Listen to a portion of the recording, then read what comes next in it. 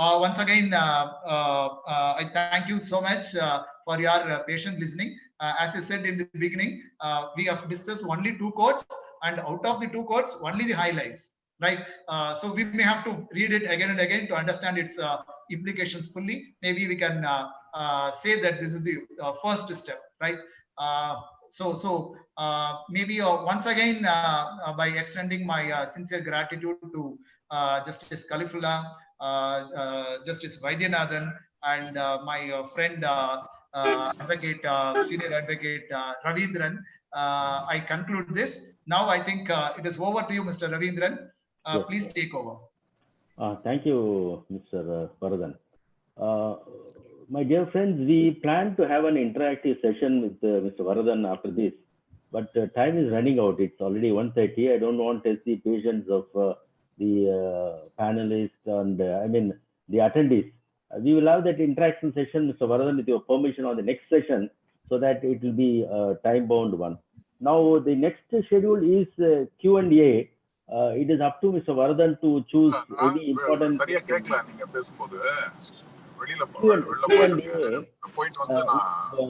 can take some questions and answer them. Thereafter, I can wind up the session, bringing out the highlights of the session. Sorry, sir? No, the interactive session which we planned, I am dropping out because of time factor. Now you can take up the question and answer if you want some important questions. Thereafter, I will propose the vote of thanks at the webinar. Yeah, I think an employee, as per new definition of new code on IR, can raise dispute. See, I think let us discuss next time. I think specifically next Saturday session is on industrial relation code and code on social security, right? And I think a lot of questions are under social security and IR only. Okay. And I think somebody has raised a question on FTE, fixed term employment, right? See, fixed term employment, it is getting recognized. That is number one. Number two, they are to be treated on par with the permanent workers. Number two. Number three, so take for example, gratuity. Normally, I think minimum qualifying service for a person to become eligible for payment of gratuity is 5 years. But in case of fixed term employees, that 5 years is not required. If they had worked only for 3 years, then it is to be proportionately worked out and paid. So they are entitled for gratuity even if they have not put in the qualifying years of service, which are more applicable to the permanent employees, right? So the point is again, the employers are now permitted to engage fixed term employees, but they may have to extend the benefits which are available for the permanent employees on proportionate basis. That is the idea. Then is there any chance will come in gratuity period? No, I don't get the question. Is there any chance will come in gratuity period? I think it should be any change, right? See, I think currently it is 5 years and unions are requesting to make it as 1 year for making an employee to become eligible for payment of gratuity.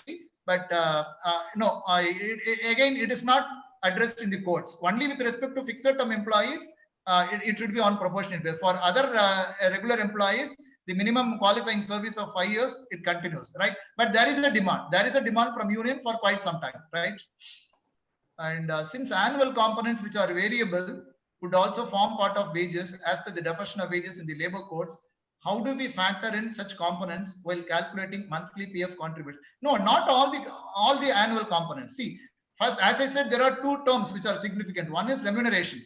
Second one is wages, right? So for arriving at the quantum of remuneration, excluded portion are also to be taken into account, right? But considering the annual bonus payment and the employer's contribution towards PF or the remuneration payable under awards and settlements, I am not very sure why they are excluding that. But because we may have to include that in the first place in the remuneration, then we may have to again exclude it for arriving at wages. I think that will not work properly. That clarification is to be given by the authority concerned. Only then we can go ahead. Once the codes are notified, what will be the fate of the existing case? No, existing cases will continue, right? Existing laws will get repealed automatically, right? And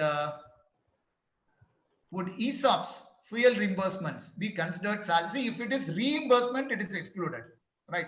But mere word reimbursement may not be sufficient. It should be, as a matter of fact, it should be a reimbursement.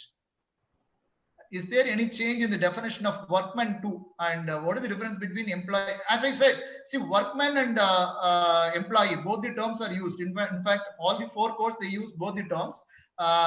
Certain areas, for certain portions, they will use the term worker. For certain areas, they will use the term employee. We should be very carefully, we have to read that. But there is no much difference. As I said during my presentation, the employee, in addition to whoever is mentioned in the workers definition, the employee will include managers also, right? And people who are doing administrative work, who are doing administrative jobs, and supervisors drawing more than 18,000. So these three categories are not considered as workers. So they will fall under the definition of the term employee. Suppose if minimum wages act, minimum wages portion now, if it uses the term employee, then that will include in its purview managers also. Right. If the industrial relations part includes only the terminology worker, then I think managers will get excluded. So for which part, which terminology is used, based on that, we may have to decide. Otherwise, the definition for the terms worker and employee, it is fairly clear. There is only one point which may require clarification, because under the workers definition, the semi-skilled workers are not getting included. They have mentioned skilled workers, they have mentioned unskilled workers, they have mentioned supervisors drawing less than 18,000. They are mentioned the persons who are doing technical work, right? But knowingly or unknowingly, semi-skilled workers are not getting mentioned. So are they to be treated as employees then? That could be a question, but I would say, I think they are also to be treated as workers. That I think something should have missed out. And after appraisal, wages will get increased variably based on the performance of the workman. Definitely, there will not be equal pay for equal work. In such case, can we fix the constant pay as equal pay for equal work, and additionally variable? No. See, let us clearly understand the concept of the equal remuneration, equal wages, right? See, the components which are paid to a woman worker, that should be equivalent to the male worker who is doing the same job, right? The idea is, simply because this person is woman, you cannot reduce the quantum. If the qualification is same, if the experience is same, if the JDs are same, job descriptions are same, responsibilities, right? Then I think you may have to put them under the same scale, not the quantum. It doesn't mean the exact quantum, right? They should be on the same scale, pay scale. That is the idea, actually. Fixed term contract employee is introduced in standing orders, whereas a few states amended the same. With the new code, can we presume that we can engage? I think once the codes are implemented, the employers will have the liberty to engage fixed term employees, right? Right. Okay. I think I've already taken much time, so we will conclude with this. Now it is over to you, sir. Ravindran, sir. Thank you, Mr. Varadan. The code on wages is very simple, actually. Even on that, certain salient points which were not clear, you have brought out. For example, payment of wages, there is no wage limit. Then bonus, it will be, threshold limit will be variable from state to state. Then the Bonus Act continuous application, which was in the present act, is now not there. This is a very significant point. Then the next point is burden of proof, which I missed when I read it. That it will be on the, so the employer has to merely file an application. I have not been paid bonus, I have not been paid wages. Then the employer, so record compliance becomes very important. The employer has to prove that he has made the payment. I thought the definition of wages was simplified, but you have thrown much light on that. There is need for some more debate on that. That's excellent. But the most outstanding part of your webinar is your explanation on occupational safety, health, working conditions.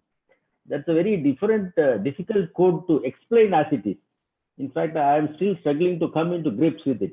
But the power of presentation, PPT or slide, shows why the trainers are far ahead of the lawyers while making a lecture or a seminar. Now, I only touch on those things, but you demonstrated threadbare, as Justice Khalifullah said, threadbare.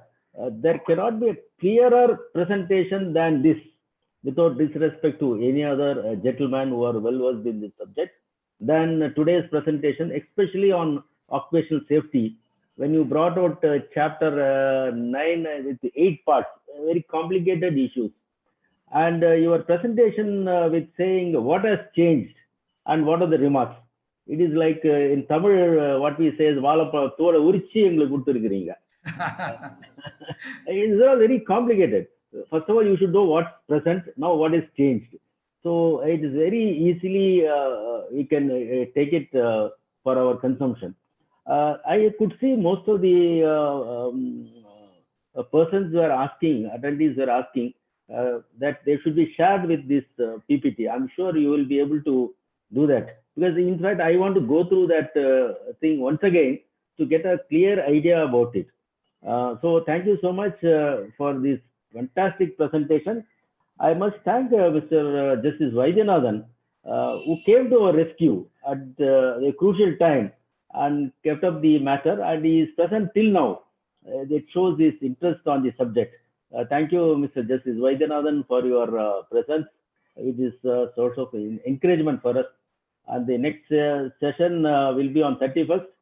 And with your inauguration and inputs, we will make it more elaborate and meaningful. As I said earlier, our discussion briefly on certain issues, I'll keep it for the next session because of the time factor involved in it.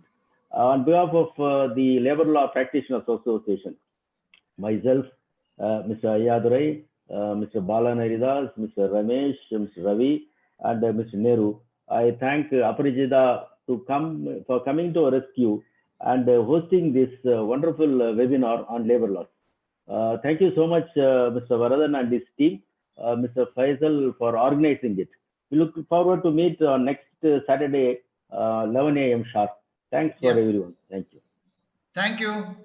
Thank you. Yeah. Continue to stay safe. Yeah.